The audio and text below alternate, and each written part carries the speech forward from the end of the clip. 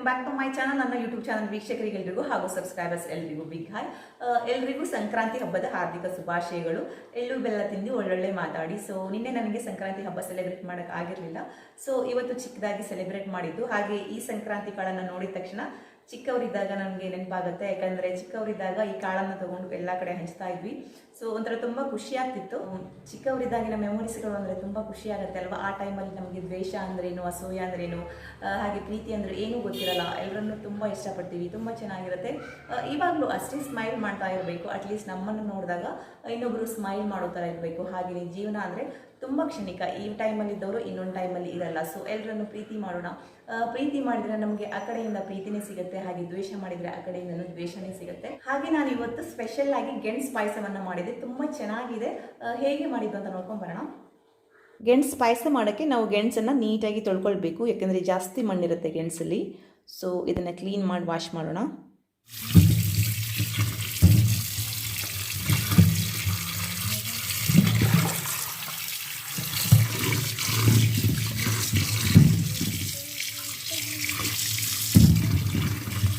ಗೆಣಸು ಉದ್ದವಾಗಿ ಮತ್ತು ದಪ್ಪವಾಗಿ ಇರೋದ್ರಿಂದ ಕಟ್ ಮಾಡ್ಕೊಳ್ಳೋಣ. ಈ ರೀತಿಯಾಗಿ ನಾವು ಈ ರೀತಿಯಾಗಿ ಕಟ್ ಮಾಡ್ಕೊಂಡು ಹಾಕ್ಕೊಂಡ್ರೆ ಚೆನ್ನಾಗಿರುತ್ತೆ, ಯಾಕಂದರೆ ಬೇಗ ಬೇಯುತ್ತೆ ಕರೆಕ್ಟಾಗಿ ಎಲ್ಲ ಕಡೆಯಲ್ಲೂ. ಸೊ ಅದಕ್ಕೆ ನಾನು ಕಟ್ ಮಾಡ್ಕೊಂಡು ಬೇಯಿಸ್ಕೊಳ್ತಾ ಇದ್ದೀನಿ. ನೀವು ಬೇಕಂದರೆ ಹಾಗೇ ಬೇಯಿಸ್ಕೊಳ್ಬೋದು. ಇದು ಚಿಕ್ಕದಾಗಿದೆ, ಇದನ್ನು ಕಟ್ ಮಾಡ್ಕೊಳ್ತಾ ಇಲ್ಲ. ಸ್ವಲ್ಪ ಸಾಲ್ಟನ್ನು ಹಾಕಿ ಬೇಯಿಸ್ಕೊಳ್ಳೋಣ, ಬೇಗ ಬೇಯುತ್ತೆ. ನೀವು ಬೇಕಂದರೆ ಇದನ್ನು ಕುಕ್ಕರಲ್ಲಿ ಸಹ ಬೇಯಿಸ್ಕೋಬೋದು, ಒಂದು 2-3 ವಿಷಲ್ ಹೊಡ್ಸ್ಕೋಬೋದು. ಹಾಗೆಯೇ ಔಟ್ಸೈಡಲ್ಲಿ ತುಂಬ ಚೆನ್ನಾಗಿ ಕಾಣಿಸ್ತಾ ಇತ್ತು ಮಾರ್ನಿಂಗ್ ವ್ಯೂಸ್. ಸೊ ಅದನ್ನು ಸ್ವಲ್ಪ ಕ್ಯಾಪ್ಚರ್ ಮಾಡಿದೆ.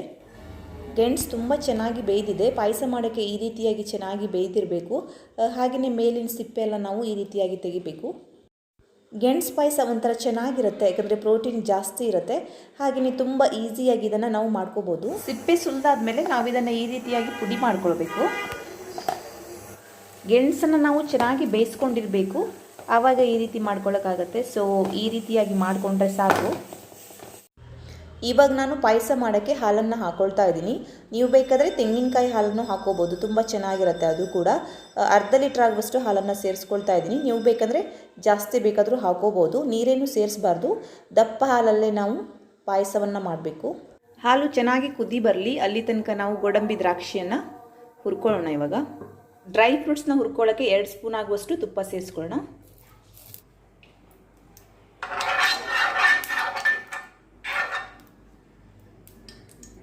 ಫಸ್ಟ್ ನಾನಿಲ್ಲಿ ಬಾದಾಮಿಯನ್ನು ಹಾಕ್ಕೊಳ್ತಾ ಇದ್ದೀನಿ.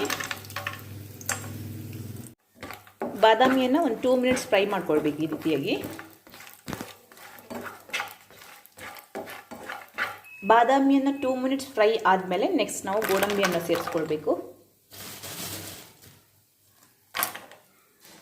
ನೆಕ್ಸ್ಟ್ ಇದನ್ನು ಅಷ್ಟೇ 2 ಮಿನಿಟ್ಸ್ ಫ್ರೈ ಮಾಡಬೇಕು. ಇವಾಗ 2-3 ಮಿನಿಟ್ಸ್ ಆಗಿದೆ. ಇವಾಗ ಇದಕ್ಕೆ ದ್ರಾಕ್ಷಿಯನ್ನು ಸೇರಿಸ್ಕೊಳ್ಬೇಕು.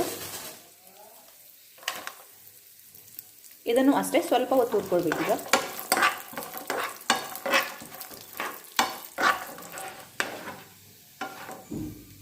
ಇವಾಗ ದ್ರಾಕ್ಷಿ ಕೂಡ ಫ್ರೈ ಆಗಿದೆ, ಸಾಕು. ಇವಾಗಿದೆ ಸ್ಟವನ್ನು ಆಫ್ ಮಾಡ್ತಾ ಇದ್ದೀನಿ.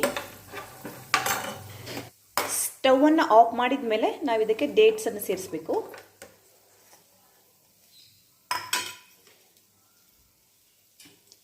ಇದನ್ನು ಒಂದ್ಸಲ ನೀಟಾಗಿ ಮಿಕ್ಸ್ ಮಾಡಿಬಿಡೋಣ. ಈ ಥರ ಹಾಲು ಇವಾಗ ಚೆನ್ನಾಗಿ ಕುದೀತಾ ಇದೆ. ಗೆಣಸನ್ನು ಸೇರಿಸ್ಬೇಕು ಇವಾಗ.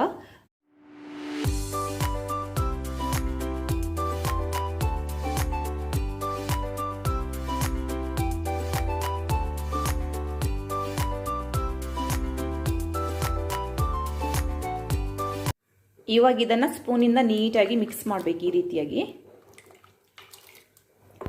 ನೀವು ಬೇಕಾದರೆ ಗೆಣಸನ್ನು ಮಿಕ್ಸಿಗೆ ಹಾಕಿ ಗ್ರೈಂಡ್ ಮಾಡ್ಕೊಂಡು ಹಾಕ್ಬೋದು, ಅದು ಚೆನ್ನಾಗಿರುತ್ತೆ.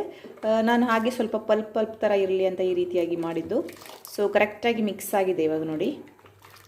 ಇವಾಗಿದು ಒಂದು 10 ಮಿನಿಟ್ಸ್ ಚೆನ್ನಾಗಿ ಬಾಯ್ಲ್ ಆಗಲಿ, ಸ್ವಲ್ಪ ದಪ್ಪ ಆಗುತ್ತೆ ಪಾಯಸ.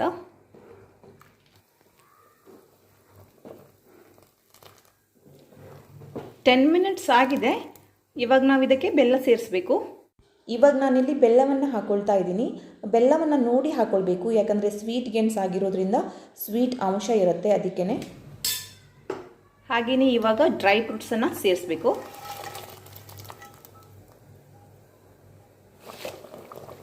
ಹಾಗೆಯೇ ಇವಾಗ ಸ್ವಲ್ಪ ಉಪ್ಪನ್ನು ಸೇರಿಸ್ಬೇಕು. ಒಂದು 5 ಮಿನಿಟ್ಸ್ ಬಾಯ್ಲ್ ಆಗಲಿ ಲಾಸ್ಟಲ್ಲಿ. ತುಂಬ ಚೆನ್ನಾಗಿ ಕುದೀತಾ ಇದೆ ನೋಡಿ. ಇವಾಗ 5 ಮಿನಿಟ್ಸ್ ಆಗಿದೆ.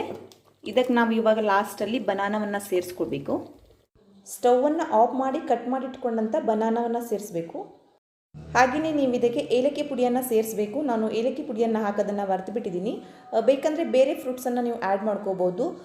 ಪೈನಾಪಲ್ ಆಗಿರ್ಬೋದು ಅಥವಾ ಮ್ಯಾಂಗೋ ಆಗಿರ್ಬೋದು ಹಾಕಿದ್ರೆ ಇನ್ನೂ ತುಂಬ ಚೆನ್ನಾಗಿರುತ್ತೆ. ಪಾಯಸ ಅಂತೂ ತುಂಬ ಕರೆಕ್ಟಾಗಿ ಪ್ರೋಟೀನ್ ರಿಚ್ ಆಗಿ ಇದೆ. ಹಾಗೆಯೇ ಹೆಲ್ತಿಗೂ ಕೂಡ ತುಂಬ ಒಳ್ಳೆಯದು. ನೀವು ಟ್ರೈ ಮಾಡಿ ನೋಡಿ ಒಂದ್ಸಲ ಇದನ್ನು. ನೋಡಿ ಇವಾಗ ಬಿಸಿ ಬಿಸಿಯಾದ ಸಂಕ್ರಾಂತಿ ಸ್ಪೆಷಲ್ ಗೆಣಸು ಪಾಯಸ ರೆಡಿಯಾಗಿದೆ. ಇವಾಗ ಇದನ್ನು ಸರ್ವ್ ಮಾಡೋಣ. ಈ ರೀತಿಯಾಗಿ ಪಾಯಸ ಮಾಡಿದ್ರೆ ತುಂಬ ಚೆನ್ನಾಗಿರುತ್ತೆ, ಎಲ್ಲರೂ ಇಷ್ಟಪಡ್ತಾರೆ. ಯಾಕಂದರೆ ಡ್ರೈ ಫ್ರೂಟ್ಸ್ ಎಲ್ಲ ಹಾಕಿರೋದ್ರಿಂದ ತುಂಬ ಟೇಸ್ಟಿಯಾಗಿ ಬರುತ್ತೆ. ಹಾಗೆಯೇ ಈಸಿಯಾಗಿ ಕೂಡ ಇದನ್ನು ಮಾಡ್ಕೋಬೋದು. ಸೊ ಐ ಹೋಪ್ ಇವತ್ತಿನ ವಿಡಿಯೋ ಎಂಜಾಯ್ ಮಾಡಿದ್ದೀರಾ ಅಂದ್ಕೊಂಡಿರ್ತೀನಿ. ಇಷ್ಟ ಆದರೆ ಪ್ಲೀಸ್ ಲೈಕ್ ಮಾಡಿ, ಶೇರ್ ಮಾಡಿ, ಹಾಗೆ ಕಮೆಂಟ್ ಮಾಡಿ ಮತ್ತು ಸಬ್ಸ್ಕ್ರೈಬ್ ಮಾಡೋದನ್ನು ಮರಿಬೇಡಿ. Until then keep watching my YouTube channel. Bye.